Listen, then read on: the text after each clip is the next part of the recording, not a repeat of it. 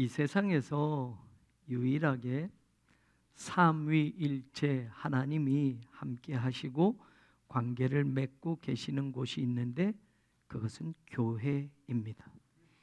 그래서 교회는 삼위일체 하나님의 교회라고 할 수 있습니다. 고린도전서 1장 2절에는 고린도에 있는 하나님의 교회라고 이렇게 교회를 하나님의 교회라고 말합니다. 근데 그 하나님의 교회를 설명하는데 곧 그리스도 예수 안에서 거룩하여지고 성도라 부르심을 받은 자들, 그들이 바로 하나님의 교회라고, 건물이 아닌, 조직이 아닌 사람이 교회라고 말하고 있습니다. 아무나가 아니라 예수 그리스도로 거룩해진 성도들을 말입니다. 더 설명합니다. 각 처에서 우리의 주님, 곧 그들과 우리의 주 되신 예수 그리스도의 이름을 부르는 모든 자들이 하나님의 교회다라고 말합니다. 자, 교회는 하나님과 관계가 있는 것을 알게 되지요. 다시 말하면 교회는 하나님이 세상에서 선택하고 불러내신 사람들, 예수 그리스도를 통하여 구원받은 거룩한 백성들이 교회다라고 말합니다. 그런데 그런 사람들이 또 성령님과 어떤 관계냐? 고린도전서 6장 19절에 보면 너희 몸은 너희가 하나님께로부터 받은 바 너희 가운데 계신 성령의 전인 줄 알지 못하느냐라고 말하면서 하나님의 교회는 또 동일하게 성령님이 살고 계시는 성령의 전이다라고 말해서 성령님과 또 관계된 교회를 이야기합니다. 더 나아가서 에베소서 1장 23절에 보면 교회는 그의 몸이다, 예수님의 몸이 교회다라고 말하고 있고 22절 하반절에 가서 보면 그를 만물 위에 교회의 머리로 삼으셨다. 예수님이 또 교회의 머리가 되고 교회는 예수님의 몸이다, 이렇게 성경은 말합니다. 다시 말하면 교회는 하나님의 교회이고 교회는 성령님이 거하시는 곳이고 교회는 예수님의 몸이 교회이다. 그러니 삼위일체 하나님이 모두 교회와 관계가 있게 됩니다. 그러면 그렇게 교회를 정의한다면 그럼 교회를, 진짜 교회를 구분할 때 말입니다. 건물 크게 짓고 십자가 높이 세우고 멋지게 세우면 다 교회일까? 아니지요. 삼위일체 하나님과 관계된 교회라 했으니 교회가 삼위일체 하나님이 일하시는 모습이 있어야 하고 삼위일체 하나님과 관계된 일을 하고 있어야만 됩니다. 그래야 그것이 진짜 성경에서 말하는 교회가 될 수 있습니다. 먼저 예수님이 관계된 교회고 예수님의 몸이라고 했으니 예수님과 관계되어서 교회가 해야 할 가장 중요한 것이 있습니다. 교회는 마귀와 싸워야 합니다. 마귀를 대적해야 합니다. 요한 1서 3장 8절에 보면 하나님의 아들이 나타나신 것은, 예수님이 이 세상에 오신 것은 마귀의 일을 멸하려 하심이라 라고 분명히 말하고 있습니다. 예수님이 오신 목적이 사랑도 베풀고 병자도 고치고 사실은 이런 일들도 하셨지만 그게 아닌, 그거보다 더 중요한 일을 하시기 위해서 이 땅에 오셨는데 예수님은 마귀를 멸하려고 오셨다라고 말합니다. 히브리서 2장 14절도 말해요. 그도 또한 같은 모양으로 혈과 육을 함께 지니심은 하나님이신 그 예수님이 인간으로 오셔서 우리와 똑같은 몸이 되신 것은 죽음을 통해서 십자가에서 죽으심으로 말미암아 죽음의 세력을 잡은 자 곧 마귀를 멸하시며라고 되어 있습니다. 그러니 예수님이 오신 목적에 여러 가지가 있지만 가장 중요한 일은 마귀를 멸하시고 마귀의 일을 멸하시기 위해서 예수님이 오셨다라고 말하는 겁니다. 그러면 교회는 구제도 하는 일도 해야 하고 세상에서 선행도 베풀어야 하고 많은 일도 해야 되겠지만 마귀와 싸우는 일은 제쳐두고 가난한 사람 도와주고 정치 개혁을 한다고 길거리 나가서 데모하고 이런 게 교회가 할 일이 아니고 본질적으로는 예수님이 하시고자 하셨던 일, 이 땅에 오신 목적이 마귀의 일을 멸하고 마귀를 멸하기 위하여 오셨다면 예수님이 이 땅에 교회를 세우시고 떠나셨다고 한다면 교회는 그 일을 감당해야 된다. 다른 어떤 일보다 마귀와 싸우는 일, 마귀를 상대하는 일을, 사탄과 싸우는 일을 교회가 해야 된다. 여러분, 다른 거는 교회가 아니어도 나라가 가난한 사람을 도와줄 수도 있고, 큰 회사에서 어려운 사람들을 돕는 일도 할 수 있지만, 여러분, 세상 어느 곳에서도 마귀와 싸우는 일을 하는 곳은 한 군데도 없습니다. 교회만입니다. 그게 예수님과 관계된 교회의 가장 중요한 모습이어야 됩니다. 교회가 무엇이냐, 어느 교회가 진짜냐라고 할 때 마귀와 싸우는 일은 전혀 안 하는 교회라면 그 교회는 진짜 교회가 될 수 없습니다. 그래서 에베소서 6장에는 마귀의 관계를 능히 대적하기 위해서 하나님의 전신갑주를 입으라라고 했고, 베드로전서에서는 믿음을 굳건하게 해서 마귀를, 사탄을 대적하라라고 했으니, 교회는, 우리 교회가 삼위일체 성경이 말하는 진짜 교회라고 한다면 마귀와의 싸우는 일을 감당하는 교회가 되어야 된다라는 게 이제 예수님과 관계돼서 첫 번째 생각해 볼 수 있는 겁니다. 두 번째, 하나님과 관계돼서 교회는 무엇을 해야 될까? 여러 가지 말할 수 있지만 중요한 것입니다. 교회는 하나님을 예배해야만 합니다.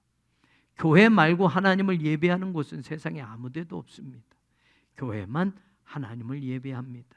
에스겔서 44장 4절 말씀에 그가 또 나를 데리시고 북문을 통하여 성전 앞에 이르시니 내가 보니 여호와의 영광이 여호와의 성전에 가득하였다. 에스겔은 유다가 멸망할 때 포로로 끌려갑니다. 두 번째 바벨론 침공에 끌려갔다고 말씀을 드렸습니다.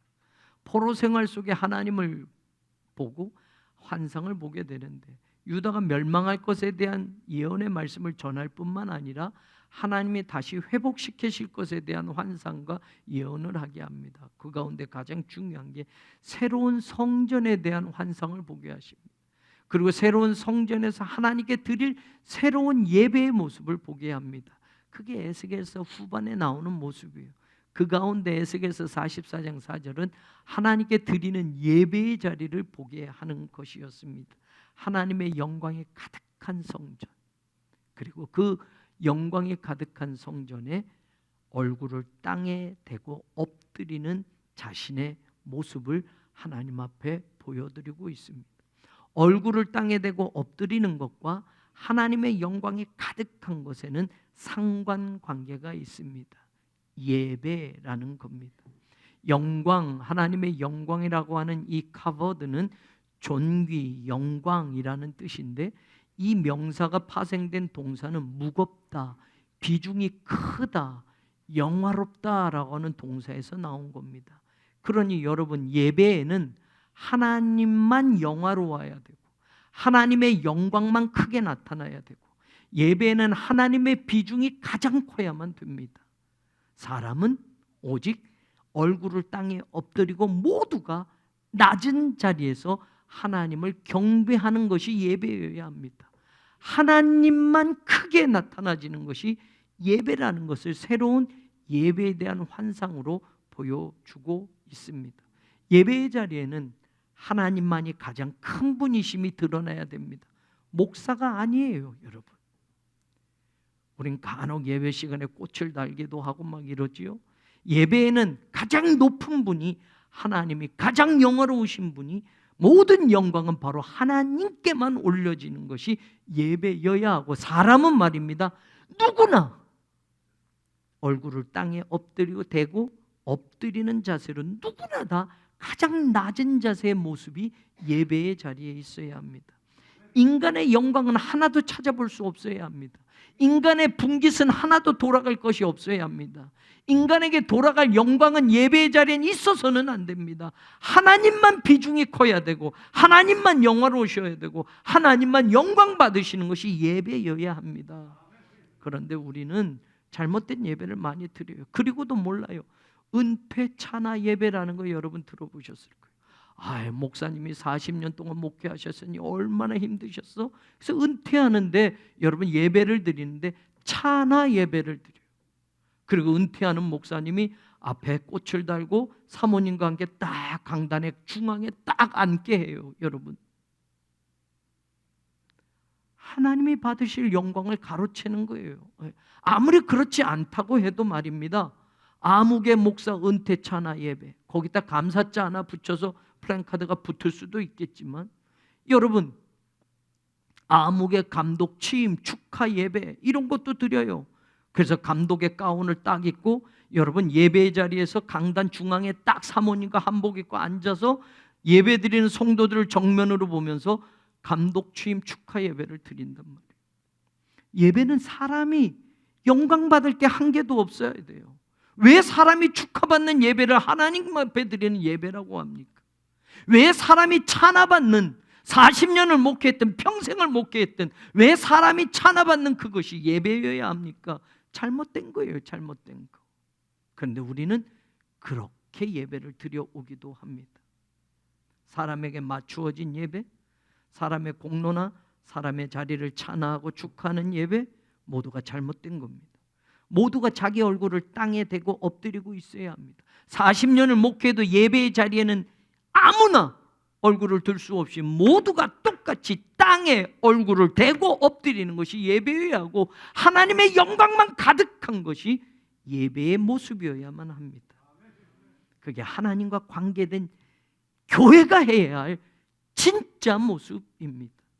저는 우리 교회가 사람이 드러나는 예배가 아니라, 목사가 중심이 되는 예배가 아니라, 또 어떤 성도가 중심이 되고 드러나는 예배가 아니라 하나님만 비중이 있고 하나님의 영광만 가득한 그런 예배가 우리들의 예배가 되기를 원합니다. 여기까지는 지난주 나눴던 말씀이니까 복습한다고 생각하고 오늘 들으신 거고, 삼일체 하나님의 교회, 예수님과 관계된 거, 하나님과 관계된 거, 이 두 가지를 말씀드렸고, 그럼 성령님과 관계되어서 진짜 교회는 어떤 일을 해야 할까? 교회는 하나님의 말씀을 힘있게 전하고 그 말씀의 능력이 역사하는 교회의 모습이 진짜 교회입니다. 사도행전은 예수님이 승천하시기 직전의 이야기로 시작이 됩니다. 그리고 예수님은 하늘나라에 올라가시기 전에 제자들에게 교회에 가장 중요한 말씀을 남깁니다. 약속하신 성령님을 기다려라. 할 말 다른 말 많지만 예수님 이 말 안 쓰고 돌아가셔요. 올라가셔요.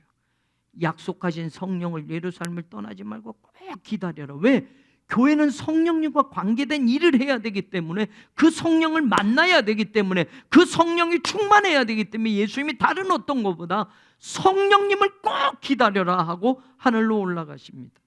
그리고 최초의 교회는, 초대교회는 성령님의 강림을 경험합니다. 성령님의 임하심이 그 이후로 사도행전 전체에 소개되고 있습니다. 약 120명 정도가 각자 성령을 받게 됩니다. 그 다음에 성령 받은 그 초대교회가 한 일이 무엇이냐? 그것은 사도행전 2장 11절에 보면 우리가 우리의 각 언어로 하나님의 큰 일을 말함을 듣는도다 하는 고백이 나옵니다. 당시 예루살렘의 절기를 지키기 위해 유대인들이 막 몰려들었습니다. 그런데 성령 충만받은 120명이 방언을 받고 그 방언으로 각 나라 사람의 언어로 하나님이 하시는 일, 하나님의 큰 일을 선포하는 것을 듣게 됩니다.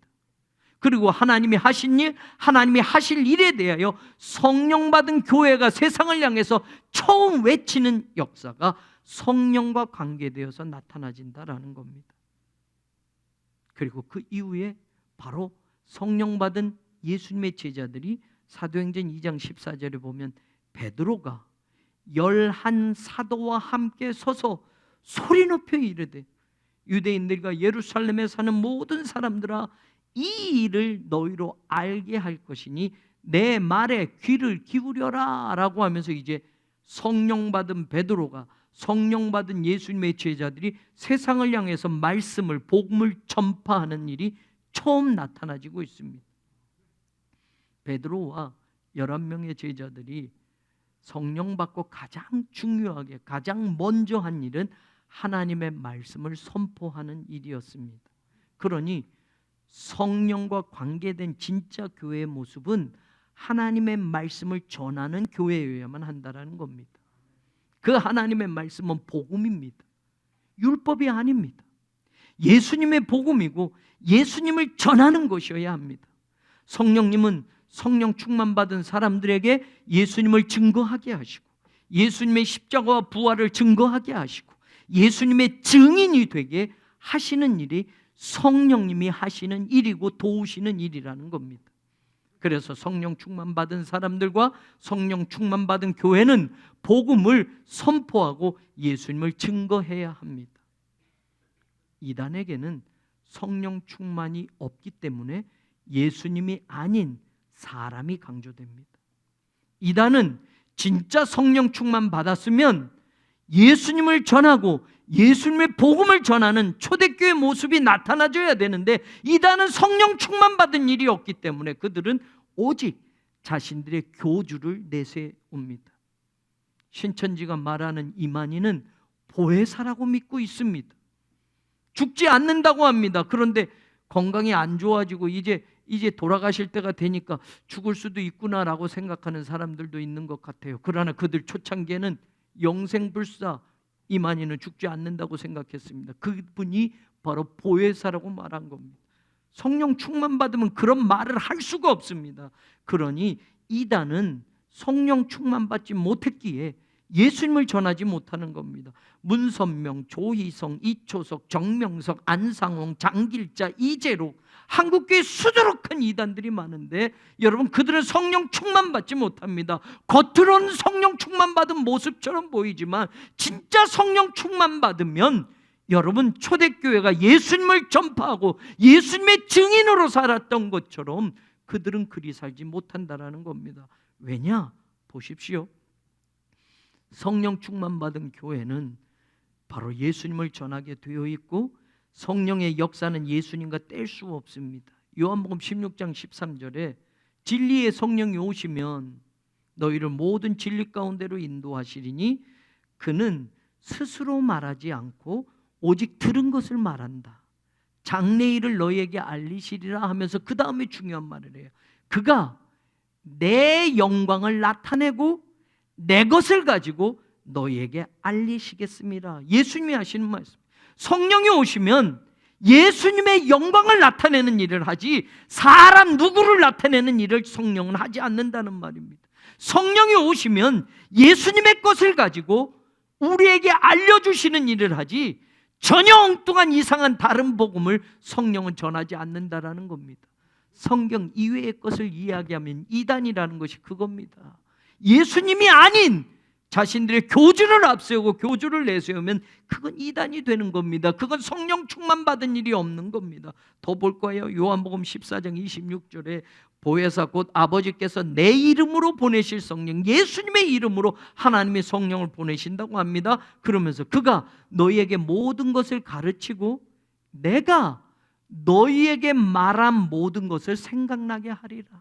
성령이 가르치고 성령이 하시는 일은 예수님의 이름으로 하나님의 성령을 보내고 예수님이 우리에게 말씀하신 그 복음을 가르치고 생각나게 하시는 일이 성령의 일이라고 말하고 있습니다. 요한복음 15장 26절은요. 내가 아버지께로부터 너희에게 보낼 보혜사 곧 아버지께로부터 나오시는 진리의 성령이 오실 때에 그가 나를 증언하실 것이요. 성령은 예수님을 증언하지 사람을 증언하지 않습니다. 이단들의 교주를 말하지 않습니다. 그들이 누구라고 말하지 않습니다. 그들이 예수님의 일을 한다고 말하지 않습니다. 그들이 보혜사라고 말하지 않습니다. 그런데 여러분, 사람들은 착각해요. 이 말씀만 들어도, 이 말씀만 믿어도 이단이 무엇인지 분명히 아는데, 진짜 교회가 아닌 것을 아는데 이 말씀은 듣지 않고 인간이 말한, 자신들의 교주가 말한 것을 성경보다 더 믿는 것이 이단에 빠진 사람들의 모습이라는 겁니다. 사랑하는 여러분, 삼위일체 하나님의 교회는 예수님과 관계된 일을 해야 하고 하나님과 관계된 일을 해야 하고 그것은 마귀와 싸우는 일이고 하나님을 제대로 예배하는 일이고 그리고 성령 충만받은 그 교회는 예수 그리스도만 전파하고 복음만 전하고 예수님의 증인으로 살아가는 것이라는 걸 저와 여러분이 기억해야만 합니다. 성령이 오시면 예수님의 영광을 나타낼 것이라고 말했고 성령이 오시면 예수님의 것을 알리실 거라고 말했고 예수님이 말씀한 모든 것을 가르치고 생각나게 할 것이라고 이야기했고, 성령이 하시는 일은 예수님을 증언하는 일이라고 이야기했습니다. 왜 예수님이 교회를 세웠고, 왜 하나님은 예수님의 이름으로 보혜사를 교회에 보내셨는가, 이 땅에 보내셨는가? 예수님을 통해서 구원의 길을 열어놓으셨기 때문에, 바로 복음이신 예수님을 전하게 하기 위해서. 그래서 교회를 돕고 성령의 역사가 하나님의 말씀 속에 나타나도록 그 일을 맡기셨다라는 겁니다. 초대교회가 성령 충만받고 바로 하나님의 말씀을 전파하는 겁니다. 사도행전 2장 41절에 성령 충만받은 베드로가 이제 하나님의 말씀을 전파하자 처음 일어난 일이 2장 41절에 기록됩니다. 그 말을 받은 사람들은 세례를 받았고, 이날에 신도의 수가 3,000이나 더하더라. 성령 충만받은 베드로가, 성령 충만받은 예수님의 11 제자가 하나님의 말씀을 전파하니까 그 말씀을 듣고 세례를 받고 예수님을 믿게 된 사람들이 그날 3,000명이나 되었다라고 말합니다. 그런데 여러분, 우리말로는 신도의 수라고 말해요. 신도하면 교회를 다니는 사람, 예수님을 믿고 따르는 사람, 이렇게 이야기할 수 있지만, 여러분, 이 사람을 이렇게 성명해요. Those, 그들 who accepted his message. 베드로의 설교를 받아들인 사람들이라고 표현하는 게 신도입니다. 이 신도라는 말은 푸시케라고 하는 영혼, 생명이라는 히라보를 썼는데, 이걸 복수로 쓴 겁니다. 다시 말하면 베드로의 설교를 듣고 예수님에 관한 이야기를 듣고 복음을 받아들이고 예수님을 믿고 새로운 생명을 얻은 사람들이 3,000명이나 됐다. 세례를 받은 사람들이 3,000명이나 됐다라고 성경이 말하고 있는 겁니다. 그러면 여러분, 베드로의 설교를 accept한 사람들이 3,000명이나 됐고 그들이 세례를 받았다고 한다면 his message, 뭐가 베드로의 설교였느냐는 우리는 알아봐야 됩니다. 베드로의 메시지는 사도행전 2장 22절에 시작됩니다. 이스라엘 사람들아, 이 말을 들으라. 성령 충만받고 베드로가 외치는 첫 번째 설교입니다. 너희도 아는 바와 같이 하나님께서 나사렛 예수로, 나사렛 예수는 여러분 유대인의 그냥 그런 표현입니다. 나사렛 예수로 큰 권능과 기사와 표적을 너희 가운데 베푸사 너희 앞에서 그를 증언하셨다. 십자가에 너희가 못 박아 죽인 예수는 목수 유대인 청년 하나님의 아들이라고 거짓말해서 신성 모독해서 그렇게 죽인 그 예수는 사실 하나님이 보내신 메시아였고, 그를 통해서 하나님은 그를 증언하시려고 하셨던 우리의 그리스도 메시아이시다라는 것이 베드로의 설교에서 시작이 되고 있습니다. 그러면서 2장 22절 이후부터 쭉 보면 예수님이 누구셨는지, 예수님이 어떤 분이셨는지를 그의 설교를 쭉 설명을 하다가 36절에 그의 설교가 이렇게 끝납니다. 그런즉 이스라엘 온 집은 확실히 알지니 너희가 십자가에 못 박은 이 예수를 하나님이 주와 그리스도가 되게 하셨느니라. 예수님이 메시아이셨다라는 말입니다. 예수님이 하나님이 보내신 구세주였단 말입니다. 그런데 너희들이 그분을 십자가에 못 박아 죽였어 라고 베드로가 그렇게 설교를 하고 마친 겁니다. 그 설교에는 오직 예수님만 이야기하고 있었습니다. 맞지요? 예수님이 말씀하셨잖아요. 성령이 오시면 나의 것을 나타낼 거고, 내가 너희에게 말한 것을 생각나게 할 거고, 성령이 오시면 예수님을 증언하게 할 것이고, 성령이 오시면 예수님의 영광을 나타낼 거라 한 그 말씀 그대로 성령 받은 베드로는 그의 말씀 속에 오직 예수만 전하고 있었습니다. 그러니까 그 설교를 처음 들은 사람들의 반응이 37절에 처음 나오는 거예요.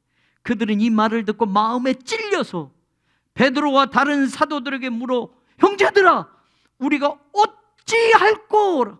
What shall we do?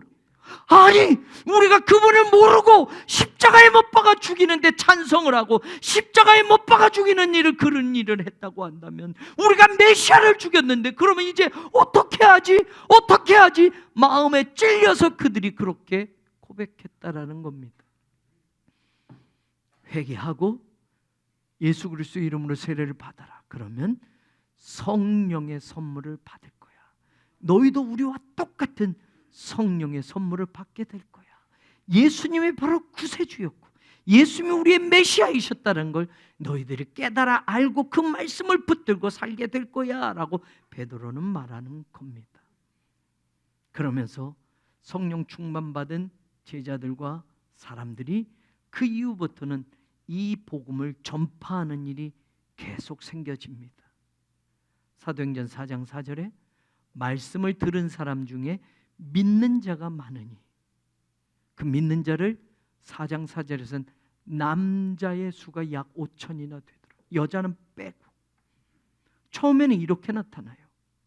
성령 받은 베드로와 11사도와 120명이 예수님의 복음을 전하게 되니 그 복음을 들은 사람들이 예수님을 믿게 되었고 3,000명이나 세례를 받았다라고 이야기하고, 4장 4절에서는 믿게 되었는데 그 중에 남자가 5,000명이었다라고 얘기해요. 그 다음에 5장 14절에 가서는 조금 달라져요. 믿고 주께로 나오는 자가 더 많으니 남녀의 큰 무리더라. 이제는 여자까지 포함을 시켰어요. 성령 받은 베드로와 초대교회가 예수님에 대해서 선포하고 복음을 전파하니까 남자가 5,000명, 그 다음에는 남자 여자의 숫자가 막 늘어났다라고 말해요. 자, 그 다음에 오늘 우리가 읽은 사도행전 6장과 12장과 19장에 이 세 절이 굉장히 중요한데, 이때부터 무언가 다른 것이 동일하게 나타나요. 이전에는 성령 받은 베드로가 복음을 전하니, 말씀을 전하니, 그 말씀을 듣고 사람들이 세례를 받은 사람이 3,000명, 남자가 5,000명, 남자 여자가 늘어났어 라고 얘기하다가 사도행전 6장 7절에서는 이렇게 표현을 합니다. 하나님의 말씀이 점점 왕성하여 예루살렘에 있는 제자의 수가 더 심히 많아졌다.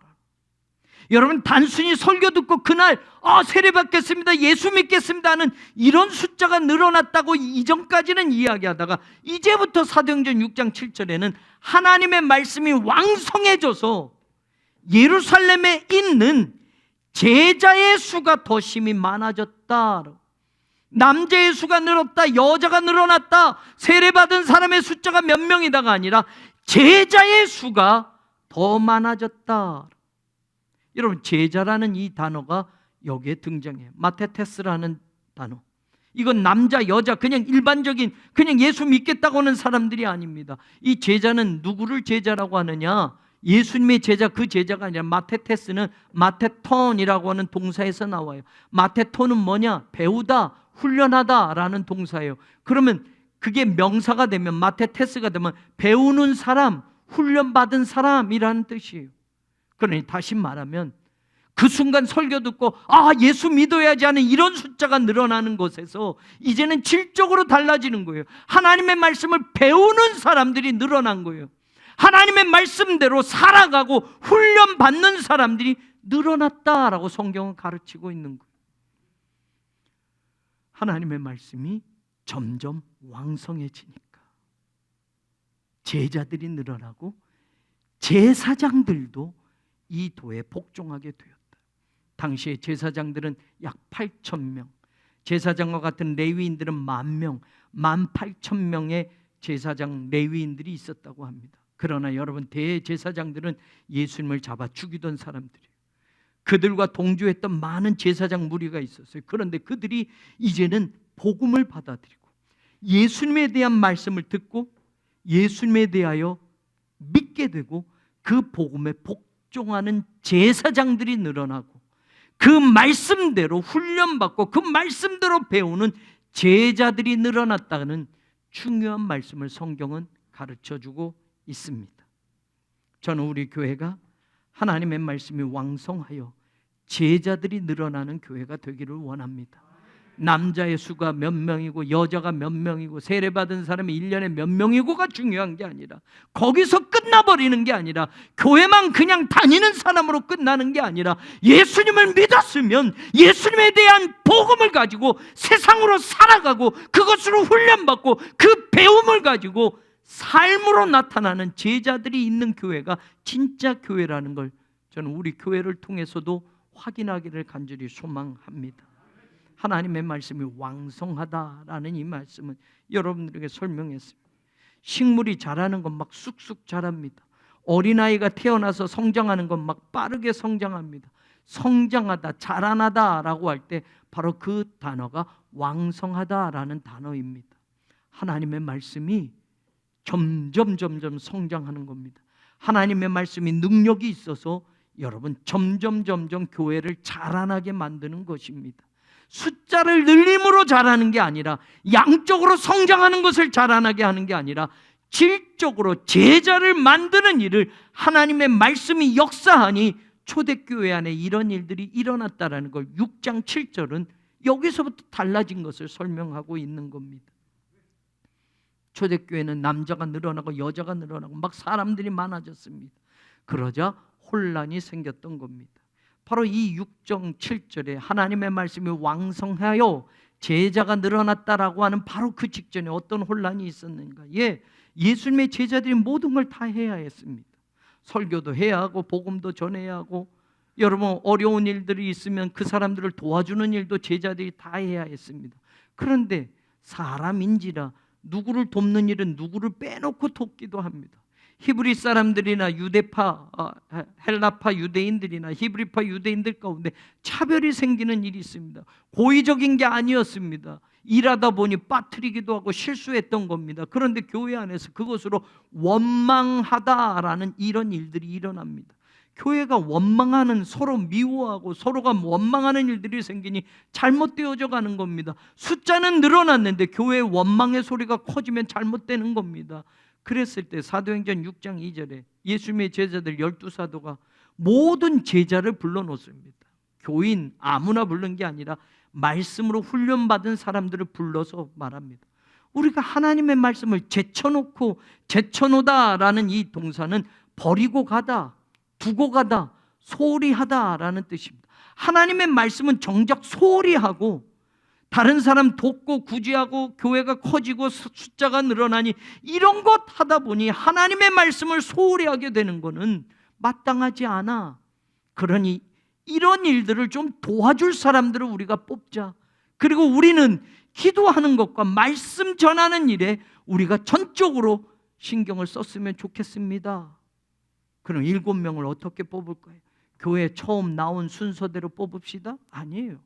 돈 많은 사람 뽑읍시다? 아니에요. 그래도 세상에서 좀 똑똑한, 명성 있는, 세상에서 좀 지식이나 좀 있는 그런 사람들 뽑으십시다? 아니에요. 믿음이 충만한 사람, 성령이 충만한 사람, 그것 가지고도 모자라요. 믿음 충만하고 성령 충만하면 자기만 최고라고 신앙생활하는 그런 사람들이 있어요. 나보다 못한 믿음 가지면 정죄하는 사람도 있어요. 나보다 성령 충만 받지 않은 사람은 왜 그것밖에 못해 하는 사람도 있어요. 교회에서 조건이 하나 더 붙어요. 칭찬받는 사람. 믿음도 충만하고 성령도 충만하지만 어떤 사람은 교회 공동체 안에서 칭찬받지 못하는 사람이 있어요. 내가 최고라고 하는 거죠. 내 믿음 최고라고 하는 거죠. 그러니 다른 사람들은 무시하는 그런 사람들도 있단 말이에요. 그런데 7명을 뽑읍시다. 믿음 충만한 사람, 성령 충만. 세상의 조건과 부와 어떤 거 아무 상관없습니다. 교회 안에서 믿음 충만한 사람이 일해야 된다는 거예요. 성령 충만한 사람이 일해야 된다는 거예요.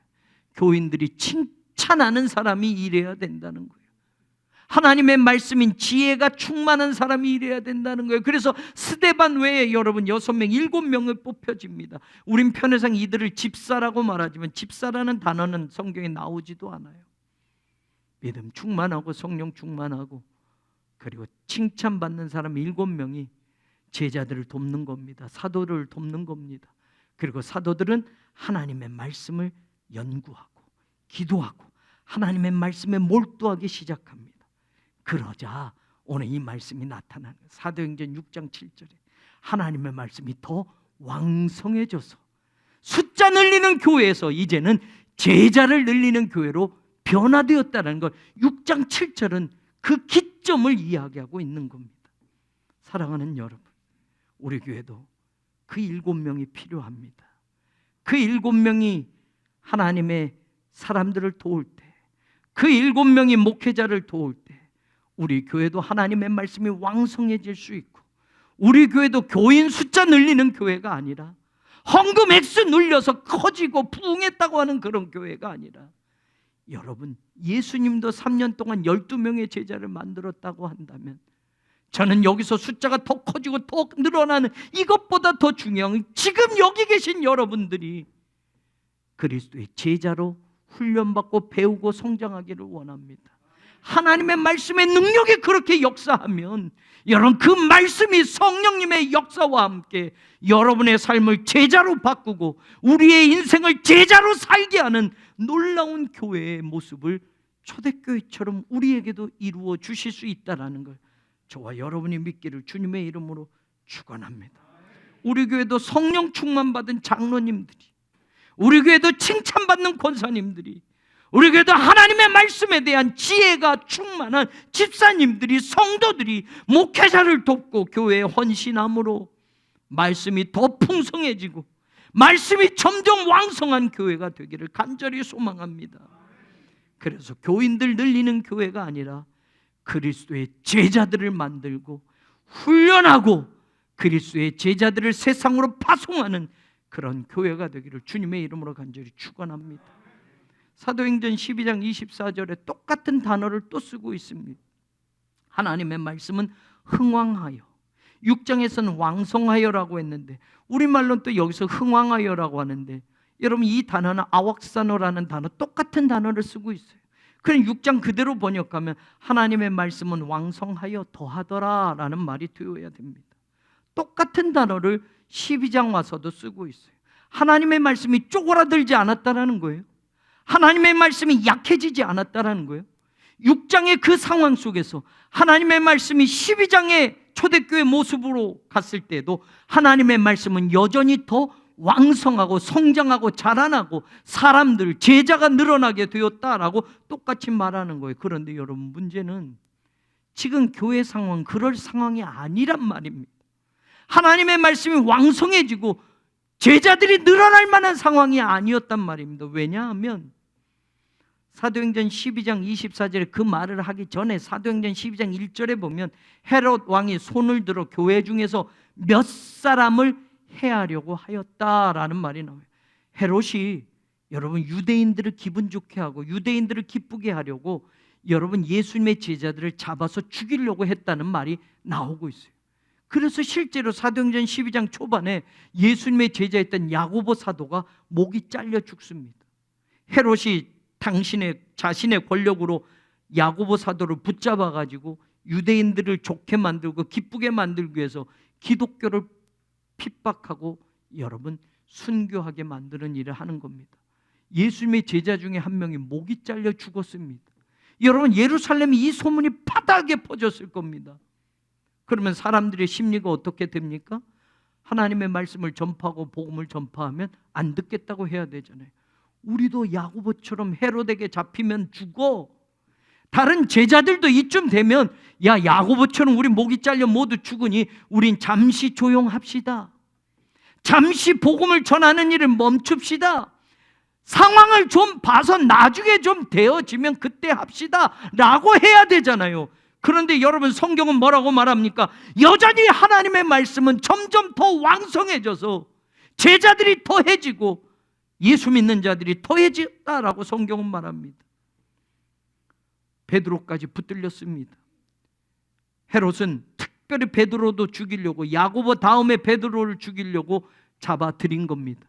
그리고 로마 군인으로 4명씩 4조를 만들었습니다. 16명이 철통같이 베드로를 지킵니다. 감옥 속에 가뒀습니다. 큰일 났습니다. 그리고 내일 아침이면 베드로도 그 감옥에서 꺼내서 헤롯이 죽이려고 했던 겁니다.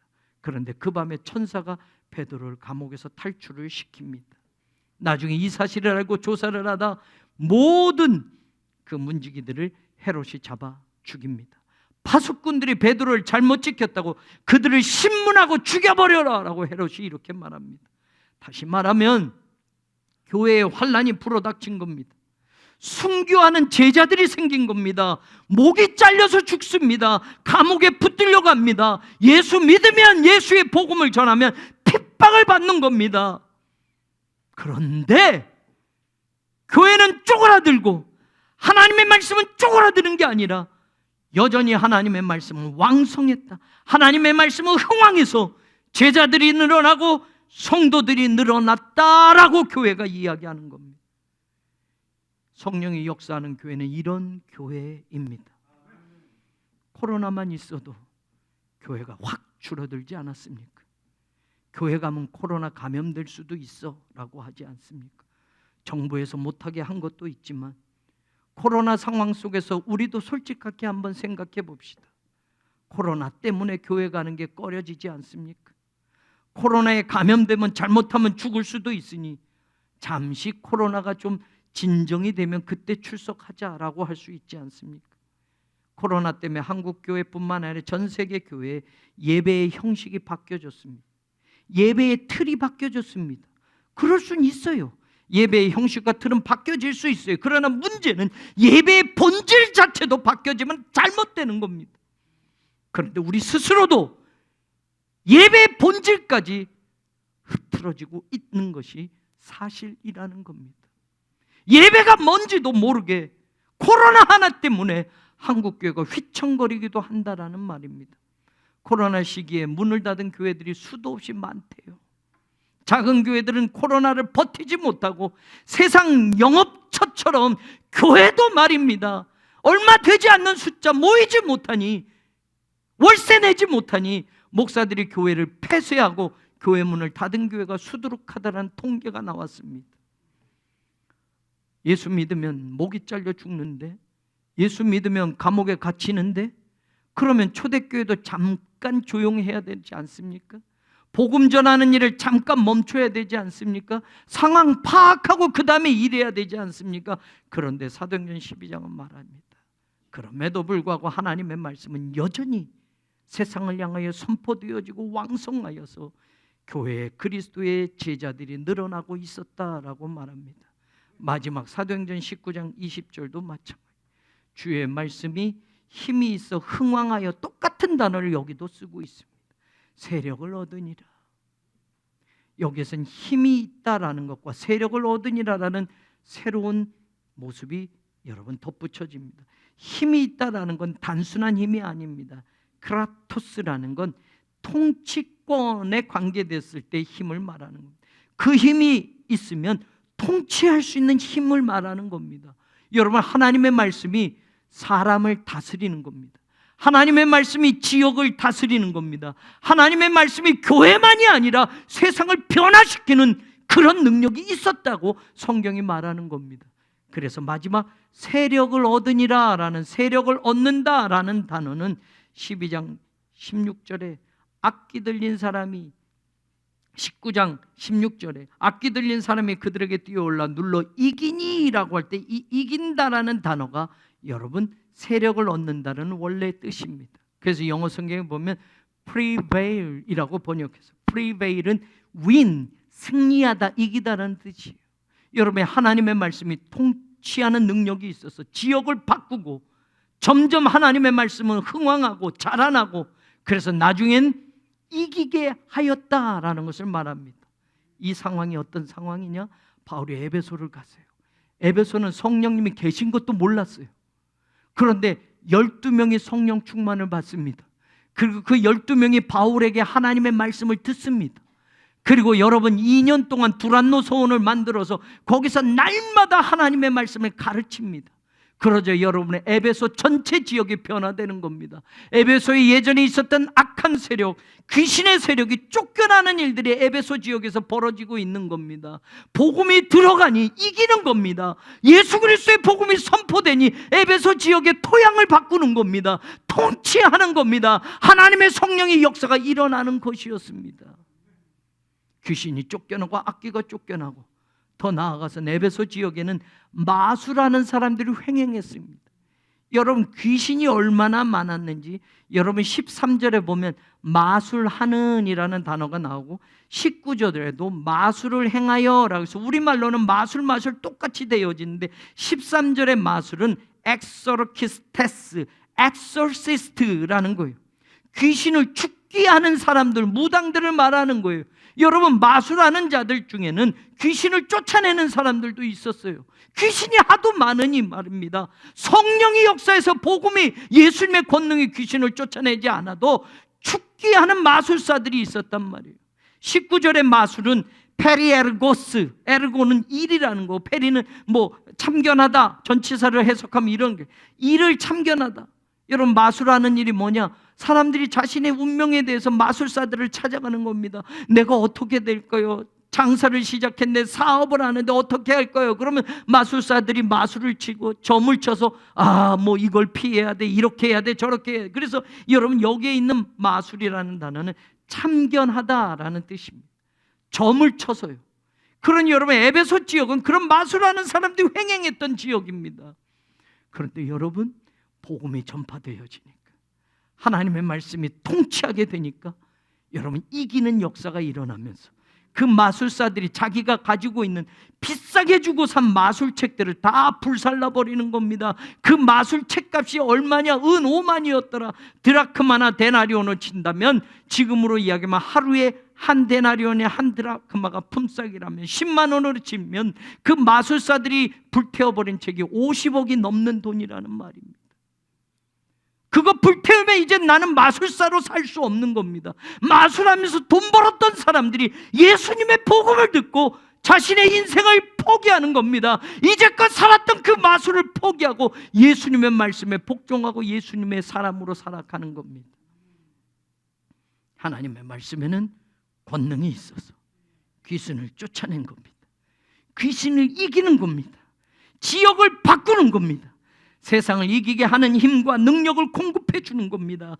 그러니 음부의 권세가 이기지 못하리라. 예수님 말씀하신 그 교회가 성령 충만받은 교회고 하나님의 복음을 선포하는 교회 가운데 초대교회에서 보여지고 있었다라는 겁니다. 오늘 우리 교회가 삼위일체 하나님의 교회가 되기를 원합니다. 삼위일체 하나님이 일하시는 그 모습이 우리 가운데 증거되어지는 교회가 되기를 원합니다. 우리의 대장 되신 예수 그리스도와 함께 이 땅에서 마귀와 싸우는 교회, 새로운 교회가 되기를 원합니다. 하나님의 거룩하신 임재하심이 경험되어는 진짜 예배를 드리는 교회가 되기를 원합니다. 성령의 역사함으로 하나님의 말씀의 능력이 선포되어지고 그 말씀이 우리를 다스리고 통치하며 이 지역을 변화시키는 그런 교회로 우리 교회가 쓰임받기를 원합니다.